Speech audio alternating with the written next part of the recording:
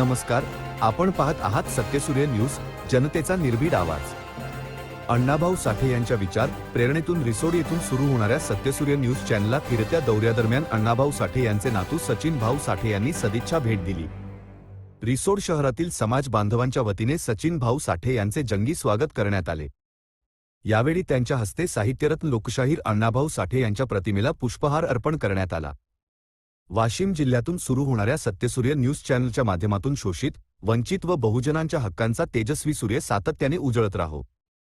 खोट्यावर नाही तर सत्यावर ठाम राहून निर्भीड पत्रकारितेचे कार्य घडत राहो, असे प्रतिपादन सचिन भाऊ साठे यांनी केले। समाजसेवक महिपतराव इंगळे व प्राचार्य जोगदंड सर यांच्या मार्गदर्शनाखाली सत्यसूर्य न्यूज चॅनलची सुरुवात करण्यात आली असून यावेळी मुख्य संपादक शंकर राऊत यांच्यासह असंख्य समाज बांधव उपस्थित होते।